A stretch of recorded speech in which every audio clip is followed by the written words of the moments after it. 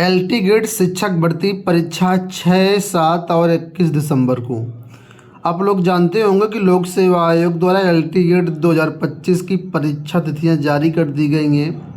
कल लोक सेवा आयोग ने नोटिस जारी करके 6 विषयों की परीक्षा तिथियां जारी कर दी हैं और 9 विषयों की परीक्षा तिथियां बाद में जारी की जाएंगी।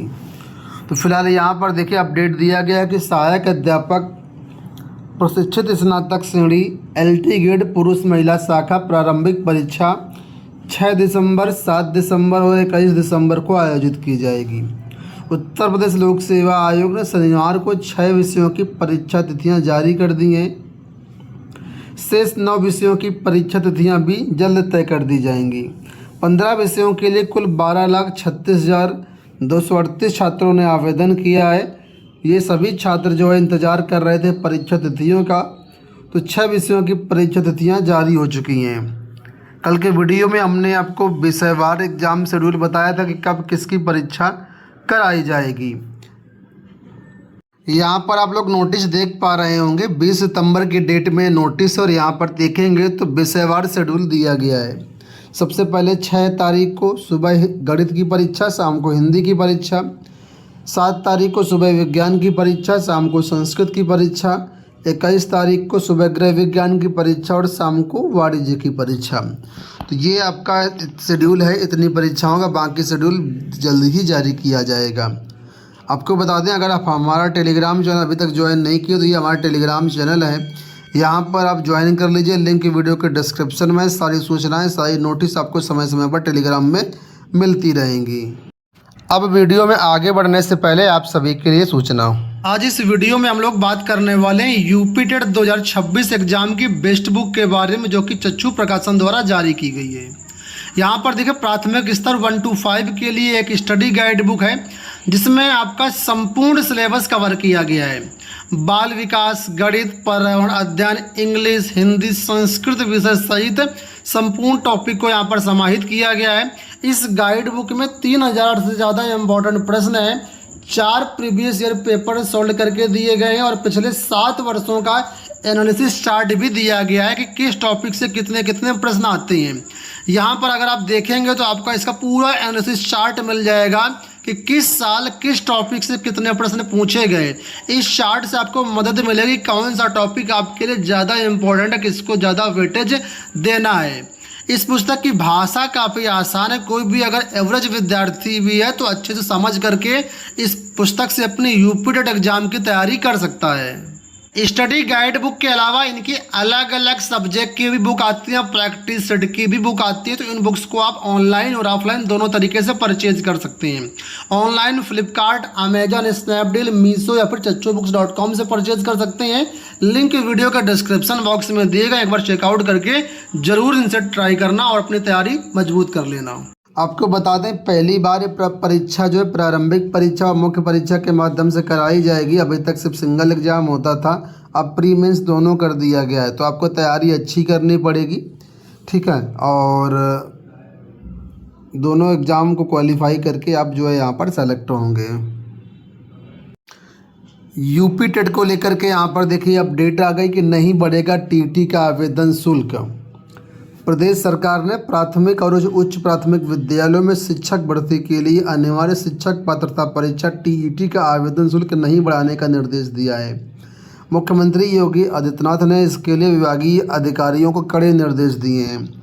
आपको बता दें शिक्षा सेवा चयन आयोग की तरफ प्रस्ताव बना करके भेजा गया था कि एक पेपर का शुल्क जो है वो 1700 रुपये लेंगे और 2 पेपर का शुल्क 3400 रुपये लेंगे। तो कुल मिलाकर के मुख्यमंत्री ने इस पर नाराज़गी जताई है और कुल मिलाकर के अब जो शुल्क है वो नहीं बढ़ाया जाएगा। आपको बता दें वर्तमान में टीईटी का आवेदन शुल्क 600 रुपये है, जिसे बढ़ाने का प्रस्ताव था। 29 और 30 जनवरी 2026 को यूपी टीईटी की परीक्षा कराई जाएगी। इसका नोटिफिकेशन जल्दी ही जारी किया जाएगा। तो फिलहाल शिक्षा सेवा चयन आयोग के प्रस्ताव को रिजेक्ट कर दिया गया है। इसका सोशल मीडिया पर विरोध भी काफ़ी हुआ। हमने भी चैनल के माध्यम से बताया था कि गलत है। बेरोजगार छात्रों से 2 पेपर का 3400 रुपये लेना किसी भी तरीके से जायज़ नहीं था। तो कुल मिलाकर के आप सभी के लिए एक अच्छी अपडेट है कि मुख्यमंत्री ने अधिकारियों को कड़े निर्देश दिए हैं और प्रस्ताव रिजेक्ट कर दिया गया कि शुल्क नहीं बढ़ाया जाएगा। यहाँ देखिए अपडेट है कि एडेड जूनियर हाई स्कूल में प्रधानाध्यापक व सहायक अध्यापक के 1500 पदों पर भर्ती का रास्ता साफ है। प्रदेश के एडेड सहायता प्राप्त जूनियर हाई स्कूलों में वर्ष 2021 में चल रही लगभग 1500 प्रधानाध्यापक व सहायक अध्यापकों की भर्ती का रास्ता साफ हो गया है। हाईकोर्ट से मामला निस्तारित होने के बाद शासन ने महानिदेशक स्कूली शिक्षा को चयन प्रक्रिया पूरी करने का निर्देश दिया है। 2021 में इस भर्ती का विज्ञापन जारी किया गया, तब से ये भर्ती अटकी हुई थी और अब कुल मिलाकर के कल शासनादेश जारी कर दिया गया है और अब प्रक्रिया आगे बढ़ेगी। शासन की तरफ से मंजूरी मिल गई है। आपको बता दें इस भर्ती परीक्षा में 41,000 अभ्यर्थी पास हैं जो इंतज़ार कर रहे हैं इसमें आगे की प्रक्रिया का।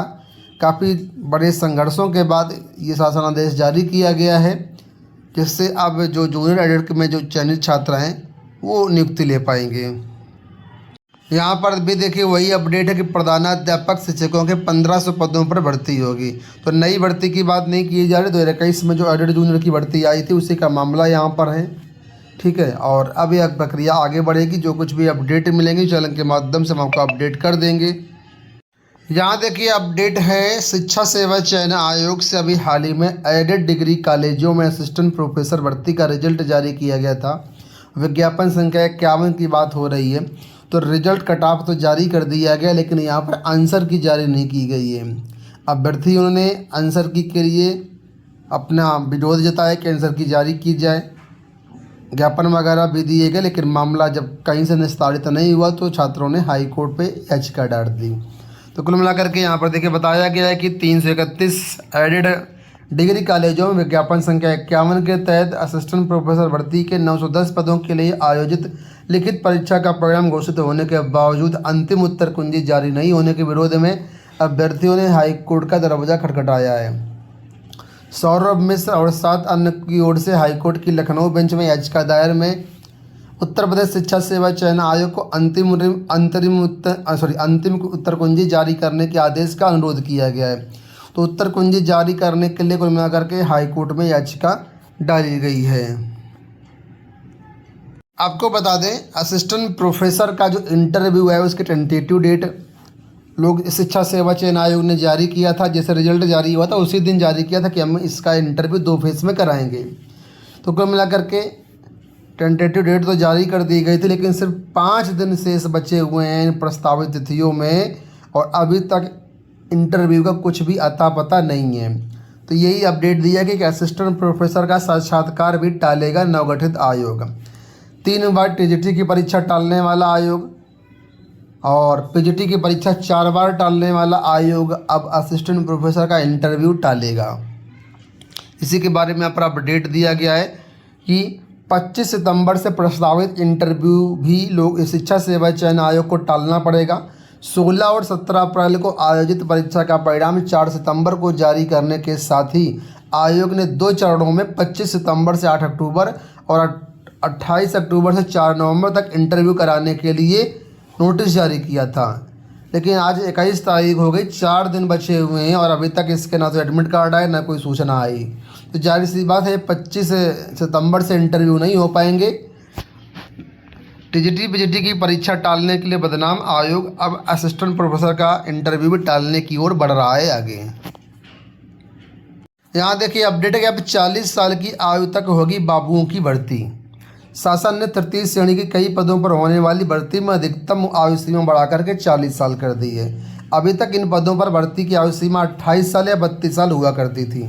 इसका फायदा उन प्रतियोगियों को होगा जो भर्ती के इंतजार में ओवर एज हो चुके हैं। तो यूपी SSSC से जो भी भर्तियां आती हैं उसमें अब आयु सीमा 40 वर्ष रहेगी। इसके अलावा अलग अलग आयोगों से अलग अलग विभागों से भर्तियां आती हैं, जैसे आवास एवं विकास परिषद की भर्तियां होती हैं और भी बहुत सारी भर्तियां होती हैं। तो सभी में आयु सीमा जो है 40 वर्ष रहेगी। तो बहुत सारे छात्रों का यहाँ पर फ़ायदा हो जाएगा। यहाँ देखिए SSC से अपडेट है कि SSC परीक्षा में नकल के गिरोह 11 शातिर दबोचे। गिरोह के 11 शातिर दबोचे गए। नोएडा से अपडेट है कि यूपी STF ने शनिवार को कर्मचारी चयन आयोग की CGL परीक्षा में नकल करने वाले गिरोह के सरगना समेत 11 अभ्यर्थियों को 11 आरोपियों को गिरफ्तार कर लिया। इसमें सर्वर, परीक्षा कराने वाले एजेंसी के कर्मचारी और परीक्षा केंद्र के प्रमुख शामिल हैं। तो कुल मिलाकर के भ्रष्टाचार हर जगह फैल रहा है, चाहे वो जो परीक्षा हो, हर जगह जो सरगना है, माफिया हैं, एक्टिव हैं। दोस्तों ये हो गई आज की सारी सूचना। इस वीडियो में इतना ही। धन्यवाद।